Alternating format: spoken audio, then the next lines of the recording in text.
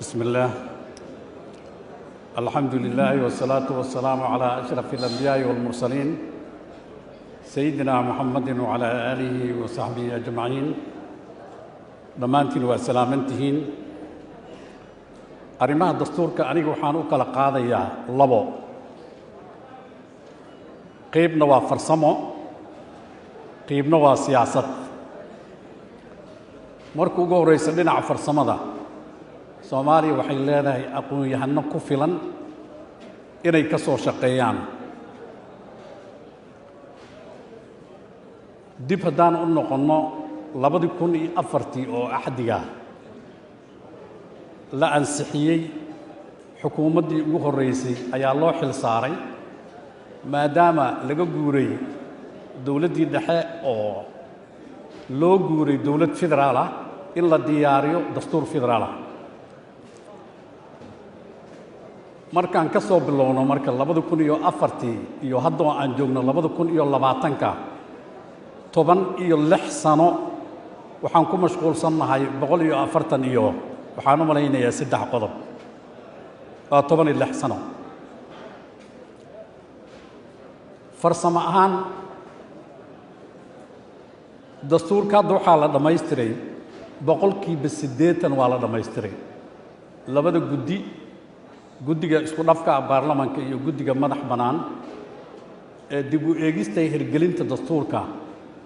way keeneen baarlamaanku yaala waxa dhiman qaybtii siyaasadda qodobada 51 qodobada kamid ah waxaan rabaa marka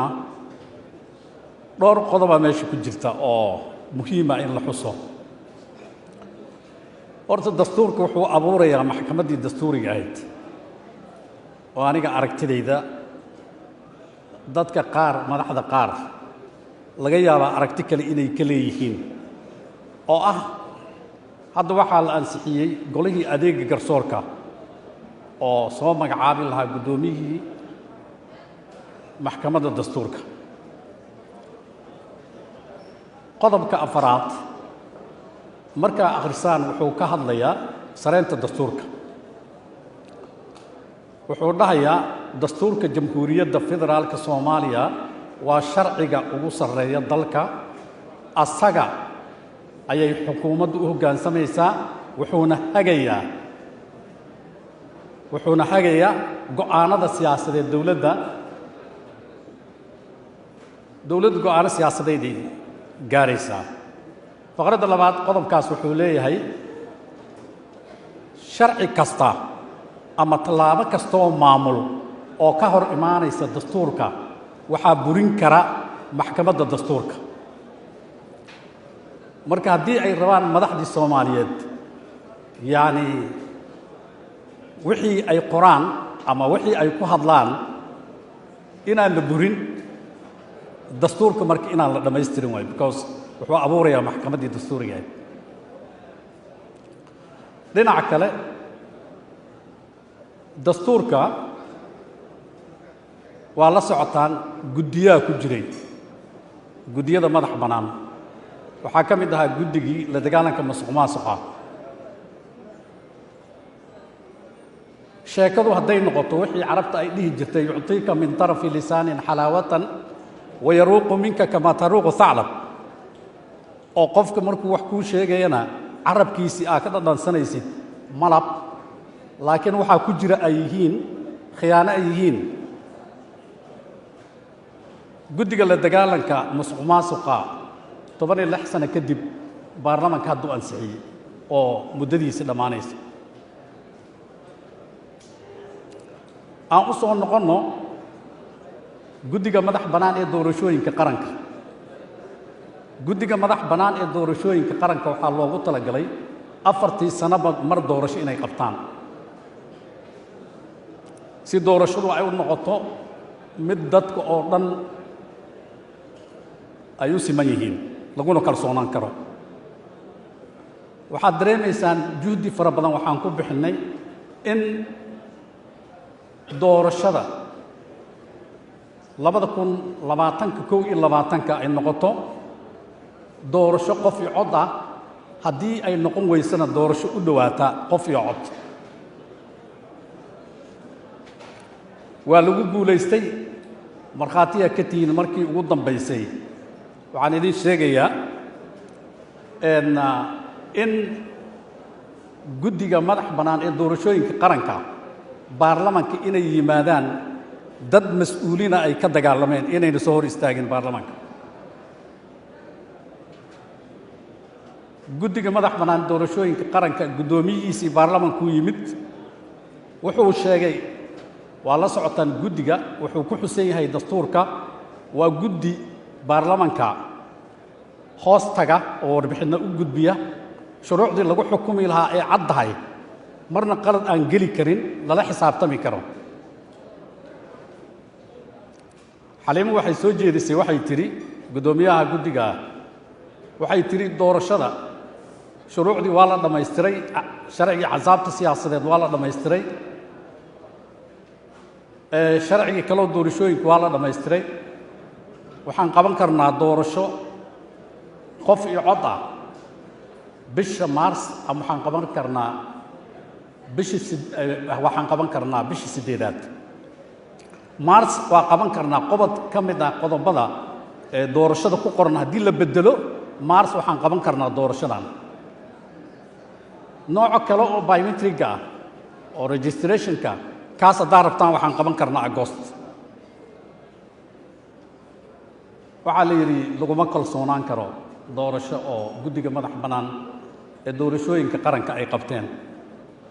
hadda waxaan aadnay doorasho oo guddiga madax bannaan doorashooyinka aan qaban qof walba wuxuu leeyahay kuma kalsooniy guddiga la soo dhisay oo isteedida ay soo gudbiyeen oo haddaan dhahno qodobka dastuurka qodobka afraad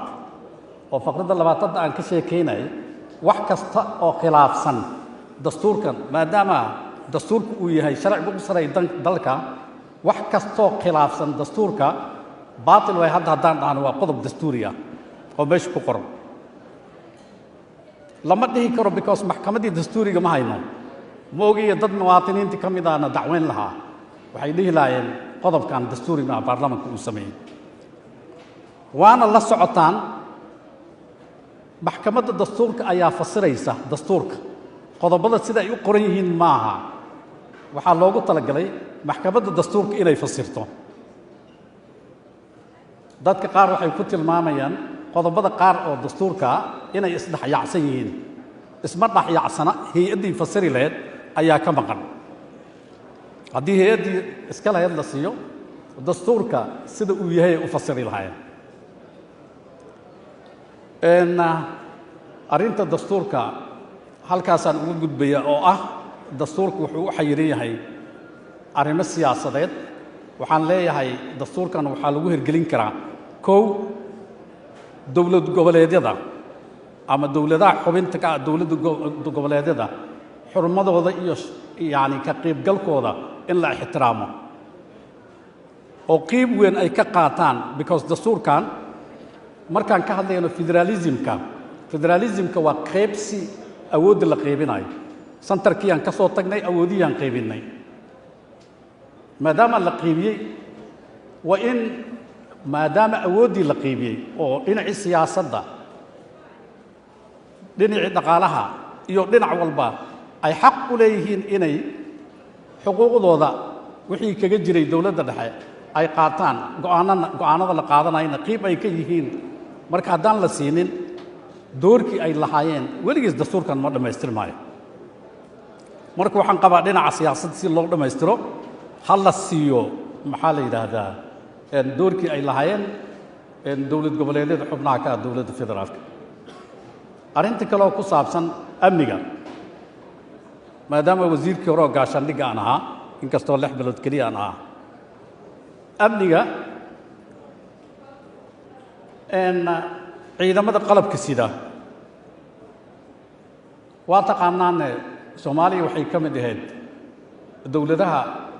ugu xoog badan dhinaca ciidamada marka laga hadlaayo structureka ama haykalka ciidanka xoogga dalka soomaaliyeed ama ciidanka booliska ama ciidamada kale oo qalabka sida waxaa diyaariyey saraakiil aqoon u leh iyo la talayaal waddamada saaxiibka aan lanahay waxaa la bedelay